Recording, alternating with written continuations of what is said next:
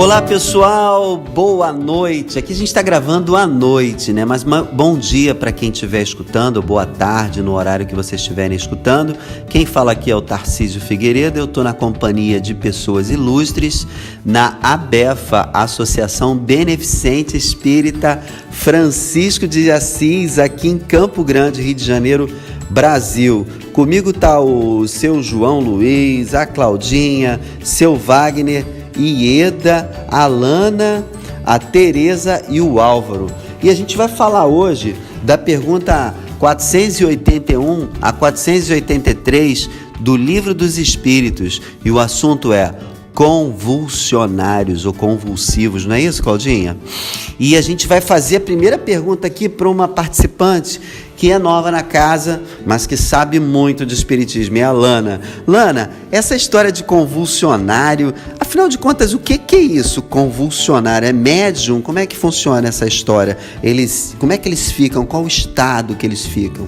Bem, eles ficam assim, tipo numa crise que pode ser influenciada por espíritos ou não. Pode ser uma coisa física somente ou uma coisa espiritual. Uma influência muito forte que leva a pessoa a perder o controle próprio. Perfeito. E nesse estado, a pessoa tem uma disposição física assim para ter esse tipo de comportamento mediúnico, Ieda? Tem uma disposição física? Tem, com certeza. Pode ter uma disposição física para isso, esse tipo de coisa. É sempre mediúnico esse estado ou não? A Lana, eu acho que já adiantou. Não, então pode ser mediúnico, como pode ser somente orgânico. Ou então orgânico e mediúnico, a mesma coisa. As duas coisas juntas. Perfeito. Esse estado anímico, que é uma história que você tem dentro do seu próprio espírito, né, de vidas passadas, pode te proporcionar esse estado de convulsão, como se você estivesse fazendo uma catarse, seu Wagner? O que você acha disso? Acho que pode, desde que seja possível ser uma influência de espírito. Esse espírito pode ser eu mesmo, trazendo coisa lá do meu passado para hoje. E aí uma pessoa que magneticamente consegue atuar, né, ter alguma autoridade, pode fazer despertar esse estado em você? Pode. Muito bom. Então pode ser provocado magneticamente, seu João? Você já viu alguém magneticamente, sei lá, dando um passe? Eu acho que eu já vi algo parecido assim. A gente dá um passe numa pessoa e de repente ela começa a se tremer assim, quase que ensaiando um estado convulsivo. Você já viu isso acontecer? Já, claro. Isso ocorre muito nos centros espíritas, porque pensando aqui, a mediunidade é fisiológica, né? Então a aplicação de energia, né? Eu fico imaginando assim o processo elétrico, né? Magnético e tal. Quer dizer, se existe energia que são aplicadas, né? Pode haver um choque, né? E nisso provocar uma certa agitação, né? Fluídica, né? A mesma coisa que encontro das águas, há uma agitação, né? A pororoca é uma agitação, encontro fluídico, né? Então essas coisas que pra gente ainda são tabus, né? Porque a gente às vezes não leva para o lado da ciência, da observação científica, e a gente costuma ver pelo lado religioso, lado místico, uma coisa que é um fenômeno natural. Eu vejo dessa forma, como um fenômeno natural. Perfeito. Agora, tem um estado que a ciência se diz patológico, né? Que é a epilepsia. Você já viu alguém epilético tendo crise, Álvaro? Você é da área de saúde, né? Já sim.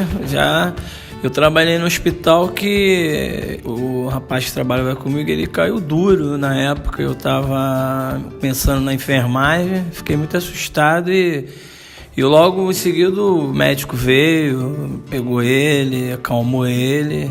Foi muito rápido mesmo, ele caiu, parecia mesmo que Não dava para dizer que era mentira. Agora, epilepsia pode se confundir com esse estado convulsivo mediúnico? Você acha difícil fazer essa distinção? O que você acha? Naquela época eu não achava que não, né? Mas hoje, como espírita, pode acontecer sim. Pode ser uma coisa mediúnica mesmo, a pessoa começa a se bater, entendeu? Aquele estado ali emocional, uma coisa parecida. Pode acontecer sim.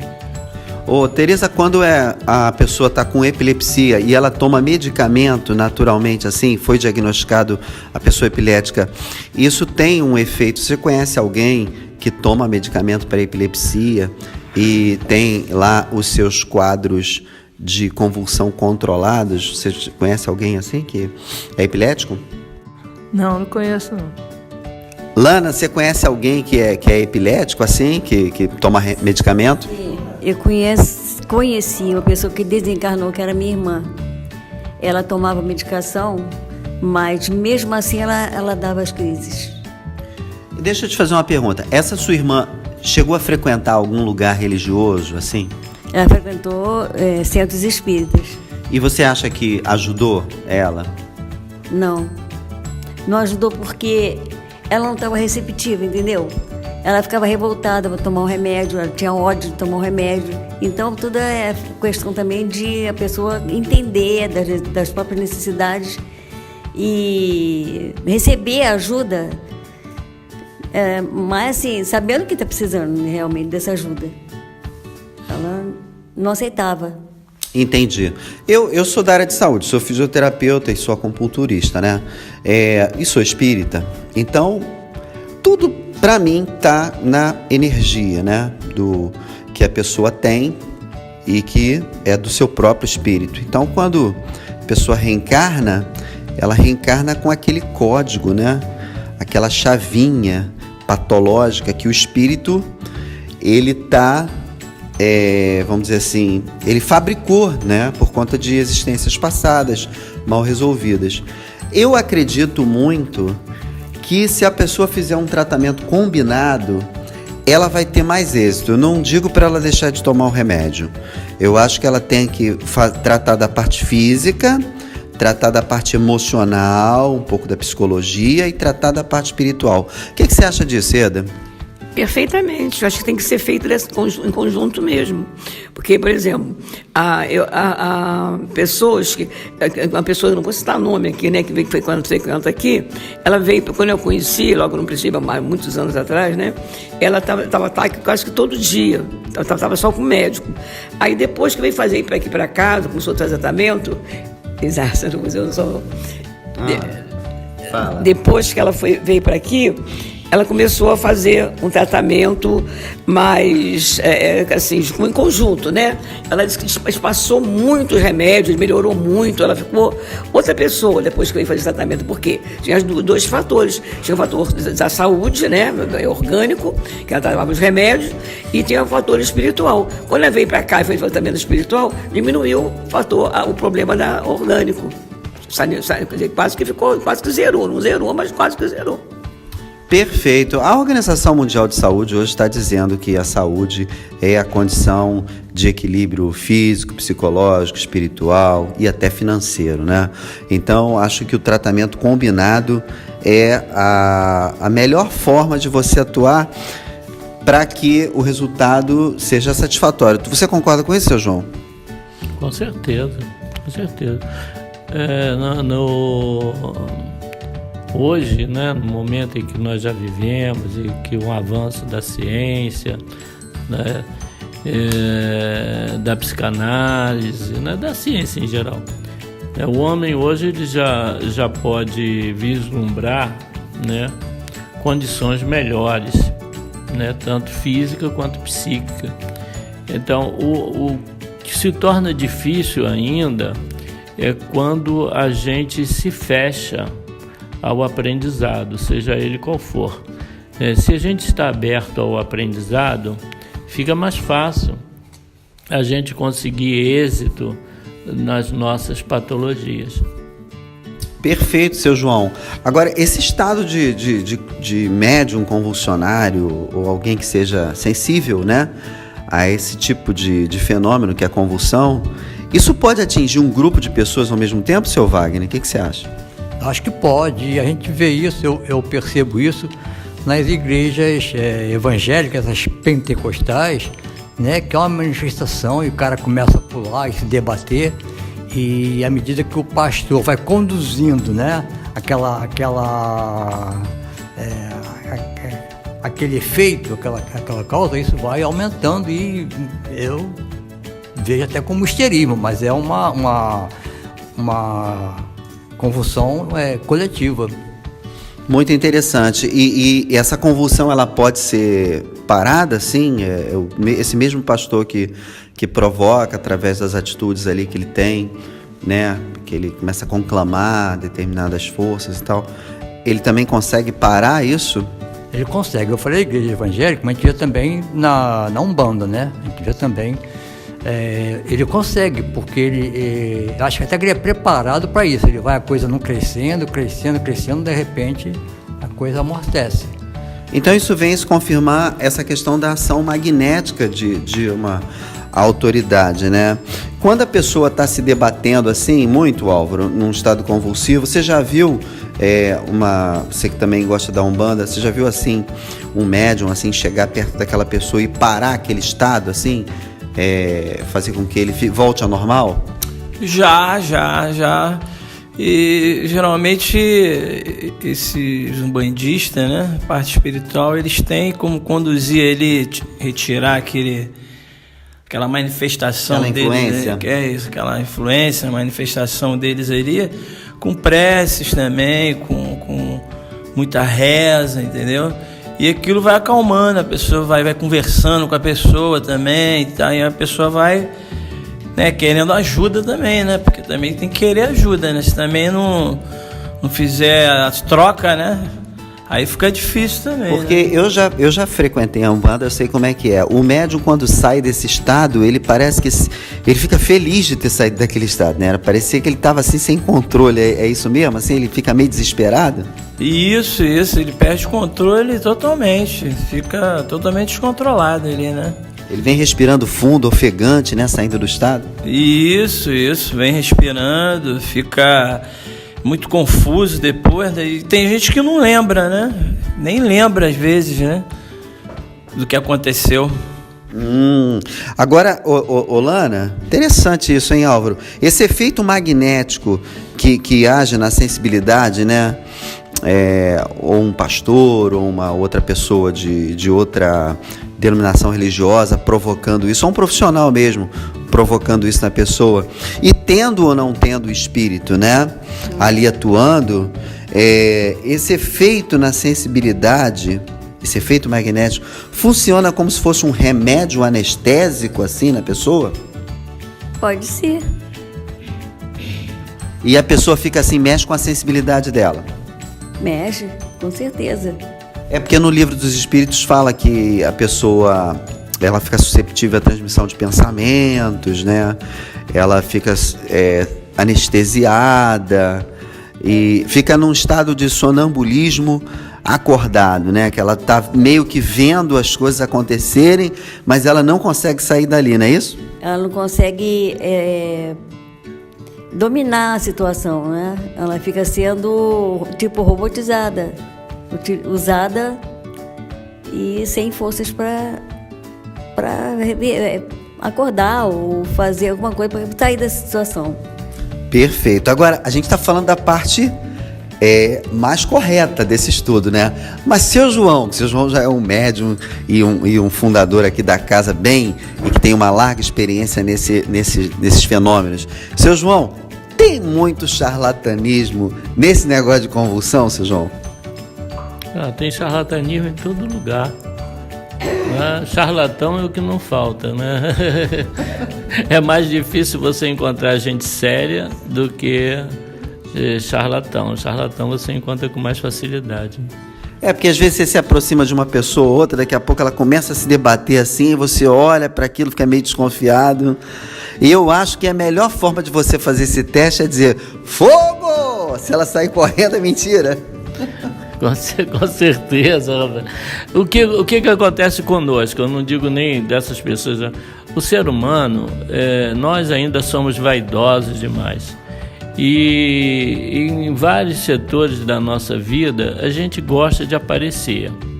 A gente ainda está trabalhando essa coisa em nós, né? Então, tudo aquilo que nos superexcita, a gente gosta, né, de estar superexcitado. A gente às vezes toma medicação para isso ou bebe para isso, para estar superexcitado, porque na verdade a gente quer causar, né, como se diz hoje, a gente quer causar. A gente ainda não aprendeu que a gente causa mais ou a gente faz muito mais quietinho, silenciosamente as coisas, do que dessa forma assim tão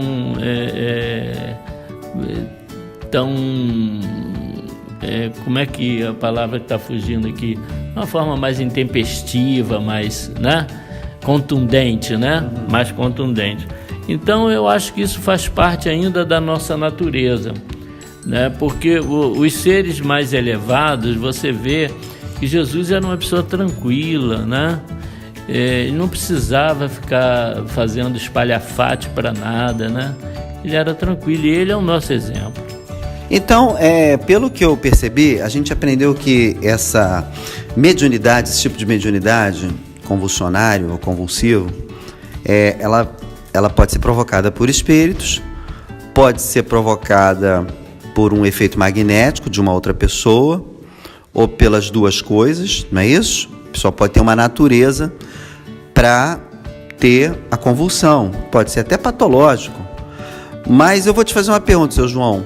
Essa mediunidade não deve ser a melhor das mediunidades, né? Porque o cara perde o controle e tal e fica num estado, como quem diz, meio que na mão do palhaço. Qual seria a mediunidade do futuro? Qual seria a mediunidade que a gente iria inaugurar num planeta assim de regeneração, já bem mais calmo? Como é que seria? Legal essa pergunta. Quem já estudou o livro dos médiuns sabe que o top da mediunidade é a intuição. Então, quanto mais evolui o médium ou o indivíduo, mais intuição ele tem e mais ele se interliga com os seres superiores. Então, e nessa ligação ele conduz melhor a sua vida, né, porque ele é intuído, bem intuído, e também ele serve como um bom instrumento na comunidade onde ele vive, nos lugares onde vive, com as pessoas com quem vive, porque ele é bem intuído, ele tem a sua vida mais clara, mais objetiva. Então, seria uma mediunidade mais consciente, né? Mais consciente, com certeza. Tem consciência daquilo que está fazendo, do que quer fazer. A gente seria mais participativo e faria uma equipe com o pessoal do lado de lá, né? Com certeza. É uma troca, né? Quem está aqui trabalhando, recebendo ajuda de quem está do outro lado. É uma troca, é uma equipe mesmo, né? Como você falou. Muito interessante. Esse estudo é um estudo, são 3 questões, né, que se subdivide aí, acho que dá umas 5 questões, 481 a 483, mas tem o A e o B, não é isso, Claudinha? Mas é um estudo rápido, a gente não vai se alongar muito aqui. Alguém quer falar mais alguma coisa sobre esse tema? O que vocês acham? Acho que a gente meio que deu uma esgotadinha, né? Os temas, eles são sempre assim. Dá para falar muito sobre aquilo ali, mas a gente perde um pouco da objetividade. A Alana quer falar alguma coisa? Eu só achei interessante, assim, eu lembrei de uma coisa muito assim, interessante para falar no final, depois que ele falou sobre a intuição, que a nossa mediunidade é a intuição, né? Que vai ser do futuro.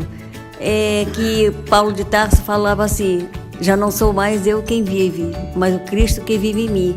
E essa é a nossa trajetória um dia. Ah, muito bom, muito bom. Mas isso não tirava dele essa consciência, né? Ele tinha aquele livre-arbítrio dele, e ele queria aquilo, e ao mesmo tempo se deixava disponível para a manifestação da vontade de Cristo, né? Que poderia se dar por espíritos da falange, né? Do grupo de Cristo. E ele sentia essa energia. Muito bom, muito bem lembrado, Lana, gostei. Então a gente vai chegando aqui ao fim desse estudo e a nossa querida Ieda vai nos brindar com mais uma poesia. E eu vou pedindo o pessoal ir se despedindo então. E a Ieda está preparando ali a sua poesia. Dá as suas considerações finais, minha querida amiga Tereza. Boa noite a todos e uma boa semana. Ah, legal, Álvaro.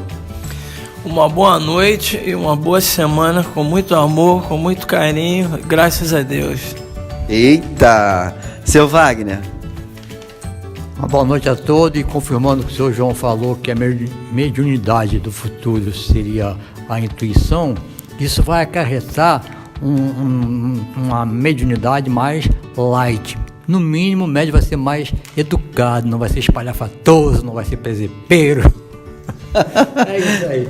Exatamente. Sabe como é que eu vejo isso? No plano espiritual, a coisa se dá pela transmissão do pensamento. E as pessoas olham para a outra, entendem o que a outra quer e conseguem se expressar uma com a outra através desse tipo de troca, que é muito light e é muito automática. Eu acredito que é como se a gente tivesse já desencarnado e pegando as informações assim, nesse estilo aí. Mas como a gente é muito grosseiro, quando a comunicação vem de lá para cá, vem cheio de falhas. É o cara... Cheio de streamlink. Mas a gente vai controlar isso. Fala, Claudinha. Boa noite a todos e muita paz. Isso, seu João.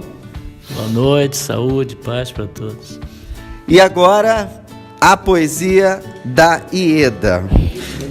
Fala, Ieda. Vamos lá ver como é que é essa poesia. Tô curioso, hein?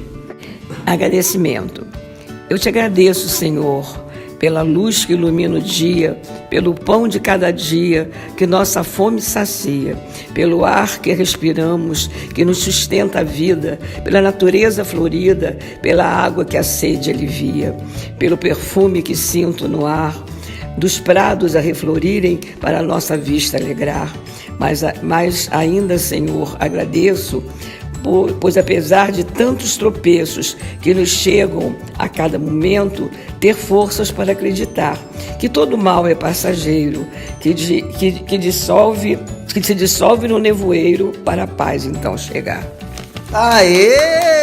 Muito bom. Tá ficando cada vez melhor, hein? Tá bonita a poesia. Outra para escolher qual é a outra. Eu leio a outra. Lê a outra, né? Então tá bom. Gente, um abraço para todos vocês aí, nossos ouvintes. Assinem o canal, toquem na notificação lá para receberem os podcasts fresquinhos aí toda semana para vocês. Um abraço e tchau!